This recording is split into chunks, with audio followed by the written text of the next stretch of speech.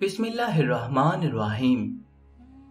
शुरू अल्लाह के पाक नाम से जो बड़ा मेहरबान और निहायत रहम करने वाला है। कमली वली आका सल्लल्लाहु अलैहि वसल्लम के प्यारे गुलामों, अस्सलामु अलैकुम। अशराए रहमत और हमारे मामूलात। सहाबी रसूल हजरत सुलेमान फारसी रज़ियल्लाहु अन्हु बयान करते हैं कि रसूल अल्लाह ने फरमाया, रमजानुल मुबारक का इब्तदाई हिस्सा रहमत, दरमियानी हिस्सा मगफिरत और आखिरी हिस्सा आतिश दोज़ख से निजात है। ये बाबरकत और बासआदत महीना अल्लाह ताला की जानिब से उम्मत मुस्लिमा के लिए अजीम नेमतों में से एक गरा कदर नेमत है। हजरत अबू मसूद गफ्फारी रज़ियल्लाहु अन्हु से रिवायत है कि हुजूर नबी करीम सल्लल्लाहु अलैहि वसल्लम ने फरमाया, अगर लोगों को रमजानुल मुबारक की रहमतों और बरकतों का इल्म हो जाए तो मेरी उम्मत तमन्ना करती कि पूरा साल रमजान ही हो। मारूफ फकीह अबुल लैस समरकंदी रहमतुल्लाह अपनी किताब तंबीहुल गाफिलीन में हजरत इब्ने अब्बास रज़ियल्लाहु अन्हु से रिवायत करते हैं, आज़ सल्लल्लाहु अलैहि वसल्लम ने फरमाया, जन्नत को शुरू साल से आखिर साल तक रमजानुल मुबारक की खातिर आरास्ता किया जाता है और खुशबुओं की धोनी दी जाती है। बस जब रमजान की पहली रात होती है तो अर्श के नीचे से एक हवा चलती है जिसका नाम मशीरा है, जिसके झोंकों की वजह से जन्नत के दरख्तों के पत्ते और कवाड़ों के हल्के बजने लगते हैं, जिससे ऐसी दिल आवेज सुरीली आवाज निकलती है कि सुनने वालों ने इससे अच्छी आवाज कभी ना सुनी होगी। ऐसे में खुशनुमा आंखों वाली हूरें अपने मकानों से निकलकर जन्नत के दारोगे से पूछती हैं, ये कैसी रात है? वो जवाब देते हैं कि यह रमजानुल मुबारक की पहली रात है। हूरें ये मंजर देखकर अल्लाह ताला से दरख्वास्त करती हैं कि इस महीने में हमें इन रोजेदारों से जोड़ दीजिए। बस जो बंदा भी रमजान के रोजे रखता है इस खुशनुमा आंखों वाली दो हूरों के साथ जोड़ दिया जाता है। हजरत अबू हुरैरा रज़ियल्लाहु अन्हु से रिवायत है कि रसूलुल्लाह सल्लल्लाहु अलैहि वसल्लम ने फरमाया कि मेरी उम्मत को 5 चीजें रमजानुल मुबारक में खास तौर पर दी गई हैं जो पहली उम्मतों को नहीं मिली। एक ये कि इनके मुंह की बू अल्लाह के नजदीक मुश्क से ज्यादा पसंदीदा है। दूसरी ये कि फरिश्ते इन रोजेदारों के लिए अफ्तार के वक्त तक दुआ करते रहते हैं। तीसरी ये कि रमजान में सरकश शयातीन कैद कर दिए जाते हैं। चौथी ये कि जन्नत हर रोज इन रोजेदारों के लिए सजाई जाती है। फिर हक ताला फरमाता है कि करीब है कि मेरे नेक बंदे दुनिया की मुशक्कतें अपने ऊपर से फेंक कर तेरी तरफ आएं। पांचवी ये कि रमजान की आखिरी रात में रोजेदारों की मगफिरत की जाती है। रोजा फर्ज इबादत है जिसके बारे में अल्लाह ताला कुरान मजीद में फरमाता है, ऐ ईमान वालो, तुम पर रोजा फर्ज किया गया है जिस तरह तुमसे पहली उम्मतों पर फर्ज किया गया था, ताकि तुम मुत्तकी और परहेजगार बन जाओ। यानी रोजे का असल मकसद मुत्तकी और परहेजगार बनना है, जिसके बारे में अल्लाह ताला फरमाता है, जो तकवा इख्तियार करते हैं तो हम इन पर आसमान और जमीन की बरकतों के दरवाजे खोल देते हैं। अमीरुल मोमिनीन हजरत उमर फारूक रज़ियल्लाहु अन्हु ने हजरत काब इब्ने अहबार रज़ियल्लाहु ताला अन्हु से सवाल किया कि तकवा क्या है।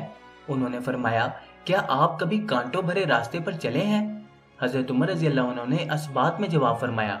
तो हजरत काब ने पूछा, आपने इस रास्ते को क्यों कर तय फरमाया? हजरत उमर ने जवाब दिया, खुद को कांटों से बचाकर सिमट सिमटा कर। हजरत काब रज़ियल्लाहु अन्हु ने कहा, ऐ अमीरुल मोमिनीन, यही तकवा है। दुनिया कांटों भरे रास्ते की मानिंद है और इससे बचकर निकल जाना तकवा है। तकवा इंसानी कल्बो रूह में इस मिस्बत तब्दीली का नाम है जिसके बल पर हम अपने नफ्स से जहाद करते हुए अमर बिल मारूफ और नही अनिल मुनकर करते हैं। और तकवा के हसूल का सबसे मौसर जरिया माह रमजान है। हुजूर नबी करीम सल्लल्लाहु अलैहि वसल्लम ने इरशाद फरमाया कि जब रात का आखिरी तिहाई हिस्सा बाकी रह जाता है तो हक ताला शाना अर्श से आसमाने दुनिया पर नजूल फरमाता है, मुझसे कोई दुआ मांगने वाला है ताकि मैं इसकी दुआ पूरी करूं? मुझे कौन बुलाता है कि मैं इसे जवाब दूं? मुझसे कोई मांगने वाला है कि मैं इसे अता करूं? मुझसे कोई मगफिरत तलब करने वाला है कि मैं इसकी मगफिरत करूं?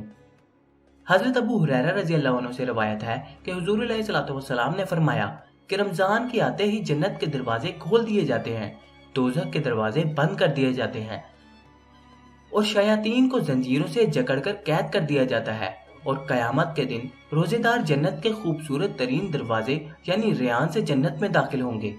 अल्लाह ताला रमजान में तमाम मोमिनीन के रिज़्क़ को बढ़ा देता और मुत्तकी रोजेदारों के तमाम गुनाह मुआफ कर दिए जाते हैं।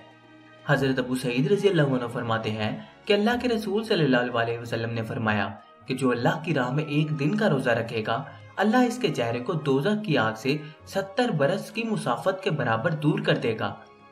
پہلے عشرے سے شروع ہونے والے اعمال و افعال۔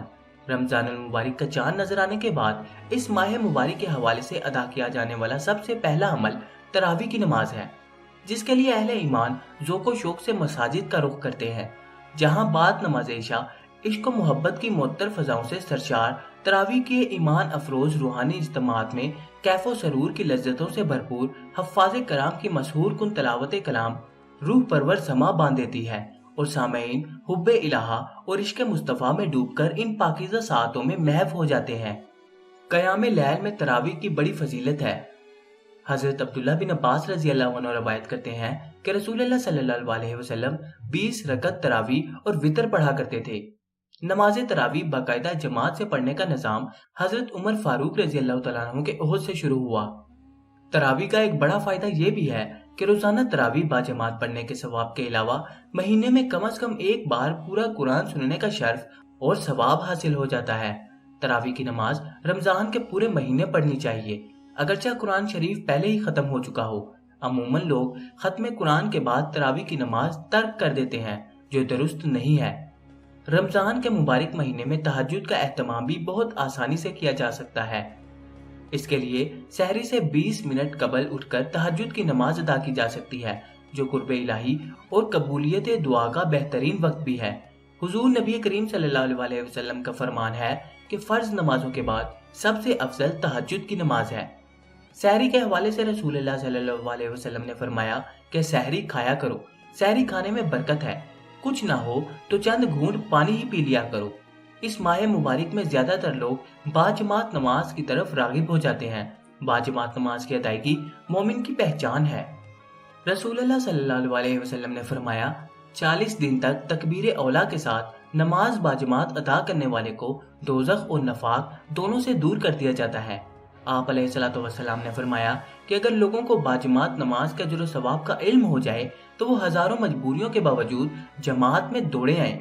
حضرت بریرہ رضی اللہ عنہ سے روایت ہے کہ حضور نبی کریم صلی اللہ علیہ وسلم نے فرمایا اشراق کی نماز کی ادائیگی کا اجر و ثواب ایک عمرے کی ادائیگی کے برابر ہے۔ اشراق کی 4 رکعت نماز انسان کے تمام مصائب و مشکلات کے زہر کا تریاق ہے۔ اشراق کے معنی ہے طلوع آفتاب۔ طلوع آفتاب کے کم از کم 12 منٹ کے بعد اشراق کی نماز کا وقت ہو جاتا ہے۔ چاشت کی نماز مستحب ہے۔ چاشت کی نماز زوال کے وقت سے پہلے تک ادا کی جا سکتی ہے۔ حضرت عائشہ رضی اللہ تعالیٰ عنہ فرماتی ہیں کہ رسول اللہ صلی اللہ علیہ وسلم چاشت کی 4 رکعت نماز ادا فرمایا کرتے تھے۔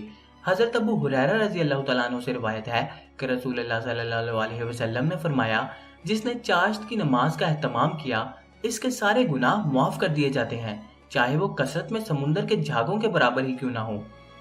علاوہ ازیں رمضان المبارک میں نماز مغرب کے بعد 6 رکعت نفل نماز کو بھی اپنا معمول بنا لیں۔ یہ نماز اوابین کہلاتی ہے۔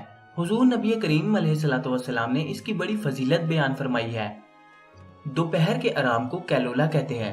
حضور نبی کریم صلی اللہ علیہ وسلم کا فرمان ہے کہ تہجد اور سحری میں جلدی اٹھنے کے لیے دن میں کیلولا سے مدد لیا کرو۔ آپ علیہ الصلوۃ والسلام خود بھی آرام فرمایا کرتے تھے۔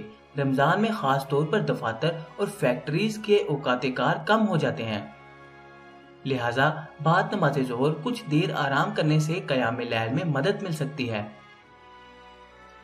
سحری میں تاخیر اور افطاری جلدی کرنا سنت موقدہ ہے۔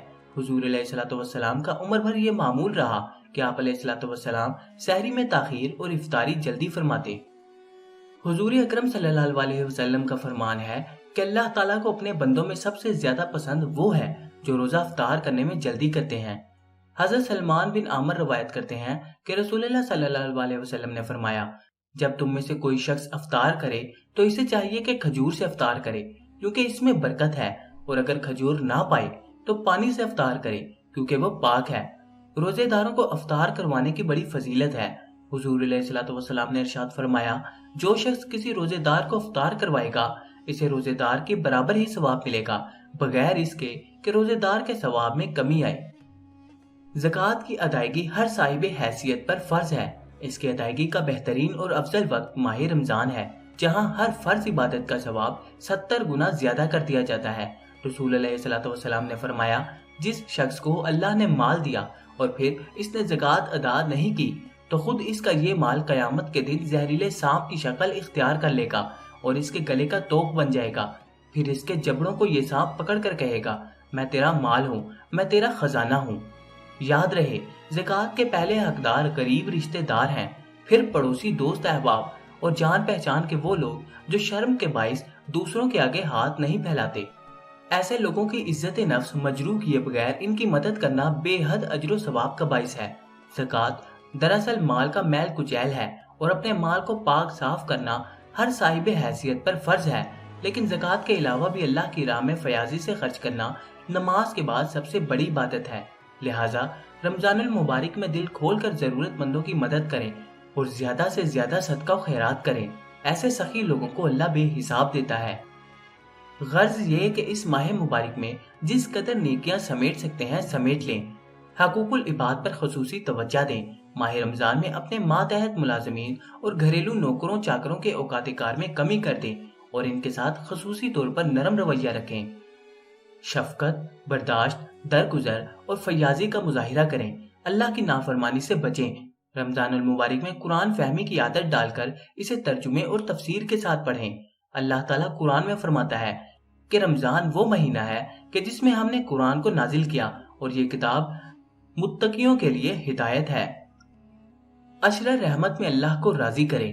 حضرت ابو ہریرہ رضی اللہ عنہ سے روایت ہے کہ رسول اللہ صلی اللہ علیہ وسلم نے فرمایا، کتنے ہی روزے دار ہیں جنہیں بھوک و پیاس کے سوا کچھ نہیں ملتا، اور کتنی ہی راتوں کو نماز پڑھنے والے ہیں جنہیں اپنی نمازوں سے رت جگہ کے سوا کچھ حاصل نہیں ہوتا۔ رمضان المبارک کا متبرک و محترم مہینہ ایک بار پھر اپنی تمام تر رحمتوں اور برکتوں کے ساتھ سایہ فگن ہے۔ ان قیمتی ساعتوں کو غنیمت جانیے۔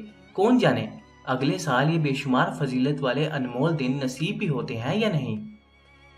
ان مقدس دنوں کے ایک ایک لمحے کو قیمتی جانیے اور عاجزی و انکساری کے ساتھ اپنے سروں کو اللہ کے حضور جھکا دیجیے۔ شب کی تنہائیوں میں رب کے آگے آنسو بہائیے اور اسے راضی کر لیجیے۔ رمضان کے ان بیش بہا دنوں میں اپنی زندگیوں کو بدل ڈالیے، اپنے اندر قوت ایمانی اور عشق محبوب سبحانی پیدا کیجیے۔ پھر دیکھیے کس طرح اللہ آپ پر مہربان ہوتا ہے۔ یقین جانیے، اللہ کو راضی کرنا کوئی مشکل کام نہیں، بس ذرا سی فکر، ذرا سی محنت، ذرا سی عاجزی، ذرا سی جستجو درکار ہے، اور روزانہ شب کی تنہائیوں میں اس کے آگے آنسوؤں کے چند قطرے۔ پھر دیکھیں کس طرح دنیا کی کامیابیاں و کامرانیاں آپ کے قدموں میں ڈھیر ہوں گی، اور آخرت میں تو اللہ نے اجر عظیم کا وعدہ کر ہی رکھا ہے۔ پہلے عشرے کی دعا، رب اغفر وارحم وانت خیر الراحمین۔ اے میرے رب، مجھے بخش دے، مجھ پر رحم فرما، تو سب سے بہتر رحم فرمانے والا ہے۔ سامعین محترم، امید ہے کہ آپ کو آج کی ویڈیو پسند آئی ہوگی۔ دوستو، اگر آپ کو آج کی ویڈیو پسند آئی تو اس کو اپنے حلقہ احباب میں دوستوں کے ساتھ لازمی شیئر کریں تاکہ ان کا بھی فائدہ ہو سکے۔ اب آپ سے ملاقات ہوگی انشاءاللہ تعالیٰ اگلی نئی ویڈیو میں۔ تب تک کے لیے اپنا خیال رکھیے گا۔ اللہ حافظ۔